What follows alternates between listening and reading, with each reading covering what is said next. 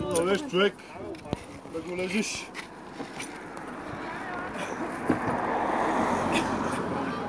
Скочиш и стегнеш тяло дръжка. Спълнати ръце.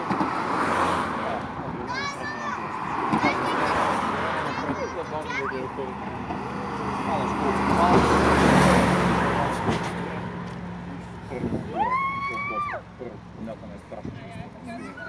Искам просто при паското мятане да се оглеждаш, защото това лъже по някакво дни. Това е опасно. Ако да видиш, да пазиш лицето или да буташ. В никакъв случай няма го хващаш. Това е грешка, която се прави. Ластите не се хваща. Просто се подмете един-два пъти силничко и после ще се упои. През това време ние това лъженцето пускаме стекащото, заболяваме го да дойде близо. И както си висиш главата надолу, като видиш близо до тебе, с две ръце пускаш тази камера. Ето така, с две ръце. Так, хващаш, беше отворен готов за качане. Ето тук долу си го тук не за него. Директно. Так, затваряш се на две завърти и ръцете разперени. Това е сигнала, че не те чува.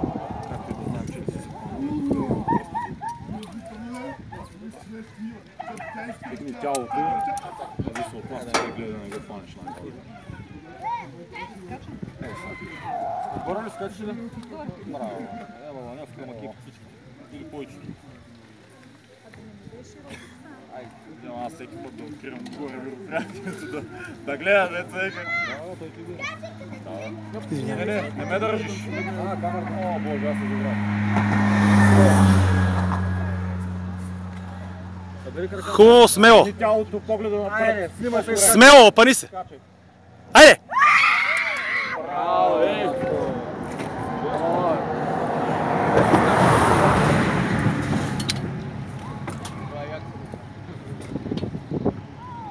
Ела!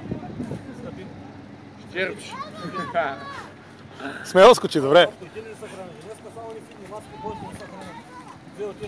Ело, там ще ги отпустете. Май си да слагаш второто въже. Долу, да не ги ръчне някой. Благодаря ти много.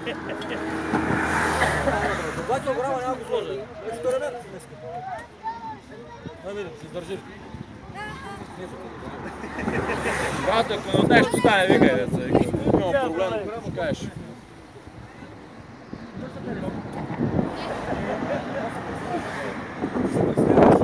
Аз да не викам, ще чуя само на плюкото.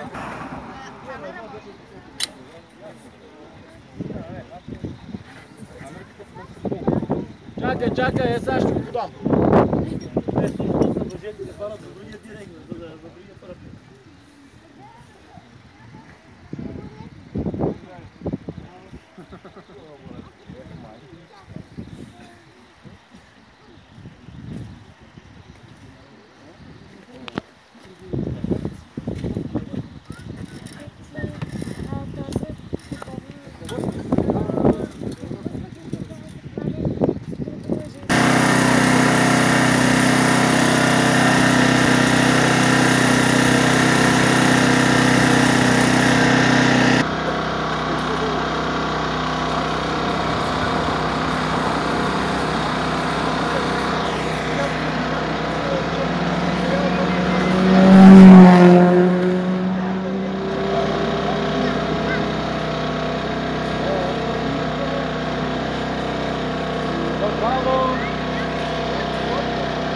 Чакай, като видиш мост да бутвай назад.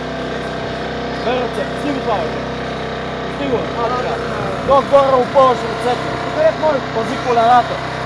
Браво! Ей, ебала, бе. Браво, ебала, бе.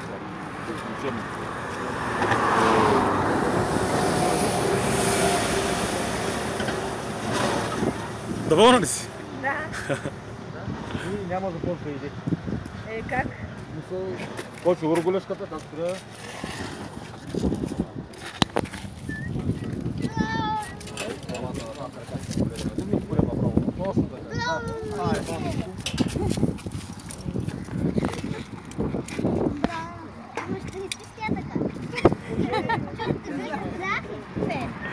Кога ще пърне? Колко килограма е по-скоро? Пак 7 килограма. Миналия участник, който ще прекърне скок. Татко се разбира се. Верно е. Трябва с мама двамата. Ще не мога пълнеш ластик. С мене ще се фърлиш. Те са бушни. Тата ще скъса ластика.